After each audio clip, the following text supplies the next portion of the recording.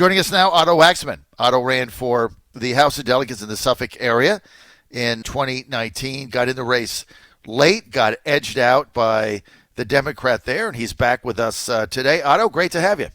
Oh, it's great to be here, John. I appreciate you letting me have the opportunity to come on. All right, tell us about your race last time. Well, actually, it's not Suffolk. I'm from another county called Sussex, and it's a 75th district. It incorporates Sussex, Greensville, the city of Emporia, Southampton, the city of Franklin, Brunswick, and a small portion of Lunenburg. But we did get into it late last time. We got into it June, just before the time for filing, and we hit it really hard at the end. Ms. Tyler's our incumbent. She's been there for 14 years.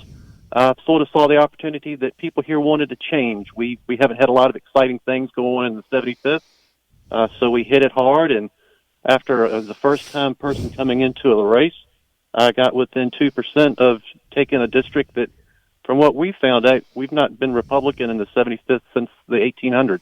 The incumbent there is, who was that, Rosalind, right? How long has she been there? Rosalind Tyler. She's been there 14 years now. Mm-hmm.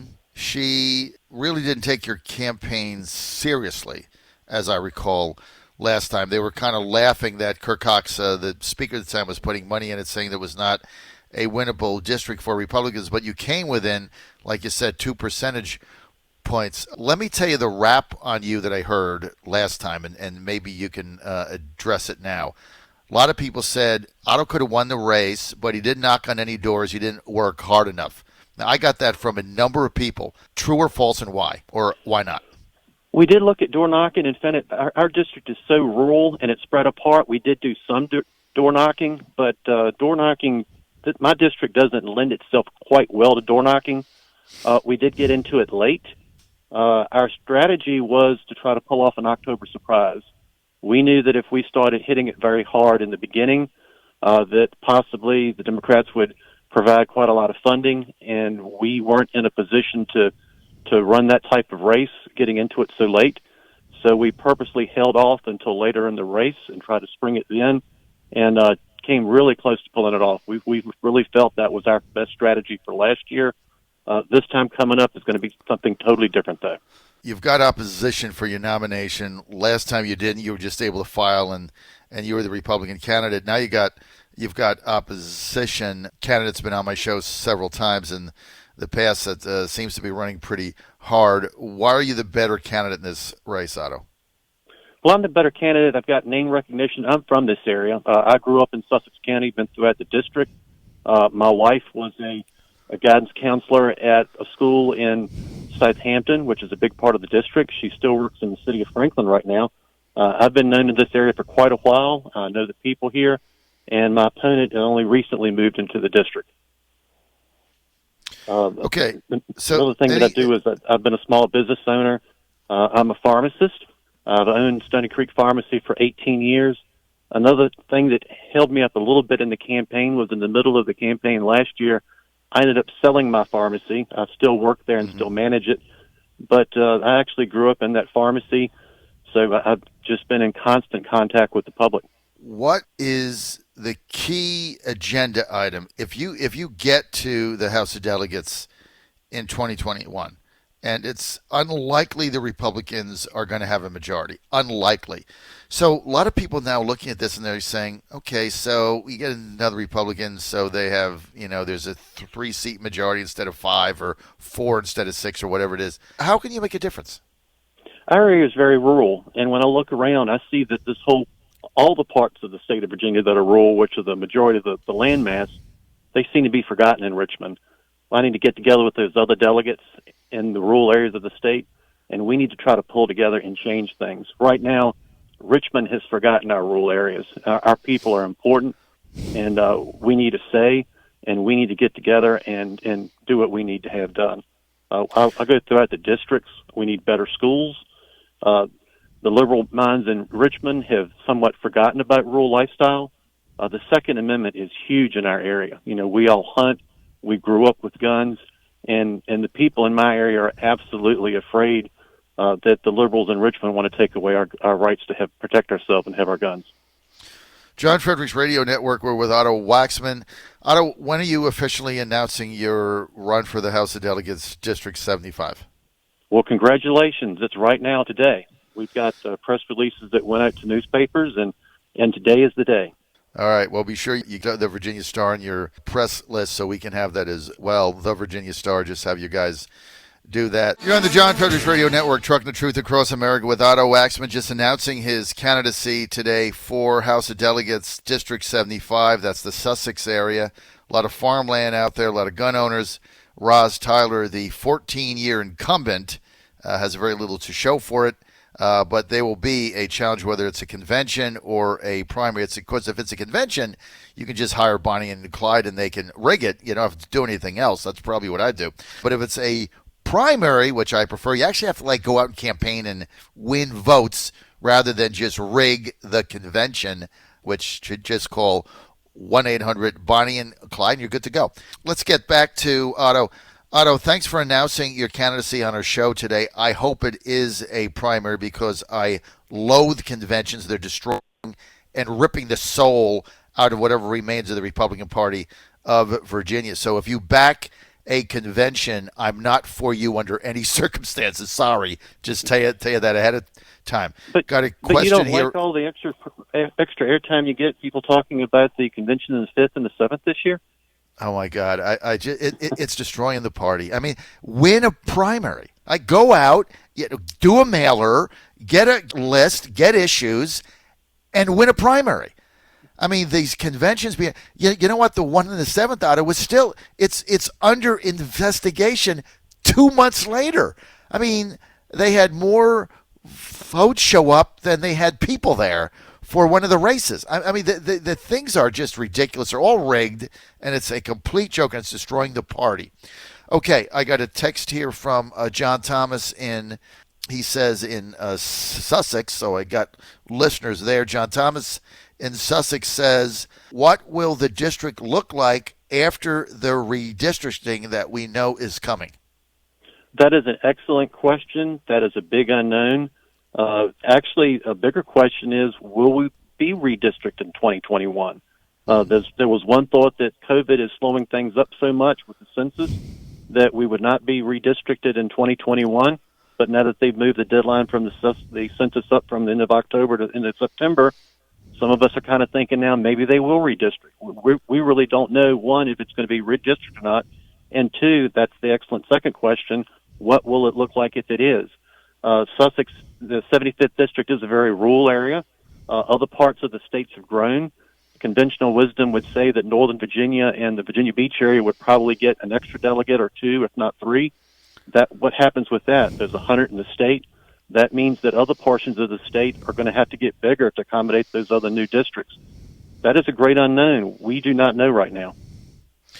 All right. I've also got a text here from Chris in Glen Allen, who says, what is your vision? Well, my vision is to run in the race, hit it hard, win it this time so we can move forward. We need to do anything we can to try to stop what's happening in Richmond right now. I expect that you've been to Richmond in the last few days. I was up there a couple of weeks ago. Just the image of the entrance to our state capitol building being boarded up with a steel gate in front of it with the do not trespass sign in it, that needs to change. It's hard for me to believe that we can't even get in our own state house right now. I was in a meeting with Senator Frank Ruff and Kurt Cox last night, and Kurt Cox was even saying he tried to get into the building yesterday to get something, and he's not even allowed in the building to get to his own office. Wait a minute, Otto. So the elected delegates, can't get to their own offices in the annex in in Richmond? That's what I was told last night. Are you kidding me? That was surprising news to me, but that was what I'd heard last night.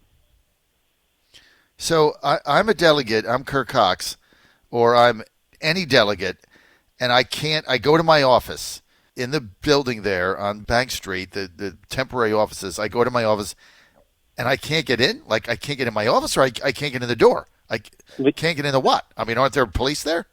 Well, it was my understanding that he wasn't able to get through to the state capitol building. Unbelievable. mean, this is I the mean, new America that we're in, Otto. All right. I President agree with Trump. you. I was there just a couple of weeks ago and saw those doors, and my first thought was, what would Patrick Henry say? We've been here, 400 years, and now Yeah. the People's Building is boarded out. It just doesn't make sense to me at all. Otto, when you went there, did you actually go and walk through or drive through the downtown area? I walked around the block a little bit. I wanted to go through Broad Street. Unfortunately, I got there a little bit later than I did and needed to get back to another event. My primary goal was just to look at those doors, because that is just unbelievable to me that that's what's happening. I've seen images and pictures of the rest of the streets burn out. I had wanted to go take pictures of the monuments while that was going on, but unfortunately, believe it or not, I know some people say I'm not door knocking, I'm not going to events, but we're going to events every day, and it just seems like every night I'm getting home later and later each night, trying to get to these few events that have opened back up since the shutdown from COVID. You have a challenger for your nomination for a second crack at the 75th district. What would be the biggest difference between yourself, the biggest distinction right now, Otto Wachsmann, between yourself and your opponent? I'm consistent. I've been a conservative all of my adult life. When I've looked into some of the things that she's done in her background, she has not been consistent. She has been jumping all over the place. And you don't have to go back very far to see what's been happening with her.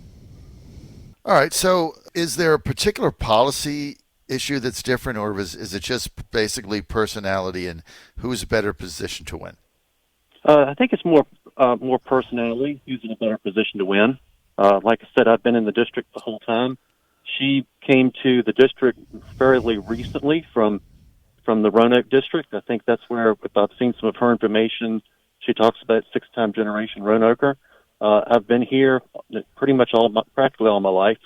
My wife and family and I did move up to the city of Winchester for about 7 years. I'm a pharmacist. They started a pharmacy school at Shenandoah University, so we did relocate up there for 6 or 7 years, where I was on faculty helping them start that school. But people here do know me. Pharmacists are very powerful in their communities, as you know. Now, we've had several pharmacists. Chris Jones, right? He was a pharmacist. He became one of the most powerful people in the House of Delegates. Also, there's a delegate from the Northern Neck who's a pharmacist. I can't think of his name right now. Keith Hodges. Keith Hodges, Chris, yeah, from the Neck. That's right. Keith. I remember interviewing him back when I was at the Tribune Company when he was running, and he had a bunch of people in a primary there. There was one of the car dealers, I think, Bostwich or something, and he was an underdog. And I'll never forget, he said to me, I said, well, how are you going to win this race? And he said, I've been a pharmacist here for 20 years. Do you know that virtually I've met everybody in the entire district because they come in and talk to me? Because you go to your pharmacist. That's who you trust. You know, as you go to your doctor, you go to your pharmacist. You ask them questions. He says, I have thousands of relationships with people. You don't realize how dialed in the local pharmacist is in the community they serve. And this was, I don't know, whenever he ran. And I remember saying to myself, what? You know, because I just go to Walgreens or Kroger Pharmacy. I don't even know who the pharmacist is. I just hand them a thing, they give it to me back. But when you're in other areas, more rural areas, their local pharmacy is a big deal. And so he was able to win that easily. So you're probably onto something. Yeah, Keith right. and I have been friends for a long time. We were both president of the State Pharmacy Association. I've known Chris Jones since I was in pharmacy school. One of the people that got me involved in thinking about running for the House was Delegate Harvey Morgan. In 1986, when I was in pharmacy school, I had the great pleasure of serving as Harvey's legislative aide for a month while I did a rotation with him. So, pharmacists definitely touch a lot of lives.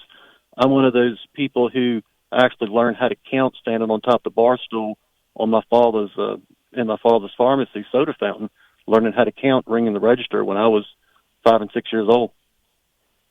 All right, Otto Wachsmann launching his campaign today. House District 75 wants to run again against Roz Tyler. One of the best things going for you in your campaign is one of your campaign consultants, Tyler Foote, who I go back with a long time. Let me just tell you something, Otto. Tyler's a real deal, man. I mean, there's a lot of consultants out there. They'll charge you money and they'll do whatever. But Tyler Foote is the real deal. I've worked with him for a long time on various projects, and he's a tireless worker, really smart. And the fact that you've hired him gives you a leg up, definitely. Otto, thank you for being with us today. Thank you for the invitation. All right. Good luck in your campaign. Otto Wachsmann will have you back running again. District 75 announcing his campaign today. That's in the Sussex area. He's got competition, and hopefully it will be a primary and not a whacked convention. If it is a convention, forget Tyler Foote. Just call 1-800-BONNIE and Clyde and rig it. That's all you have to do.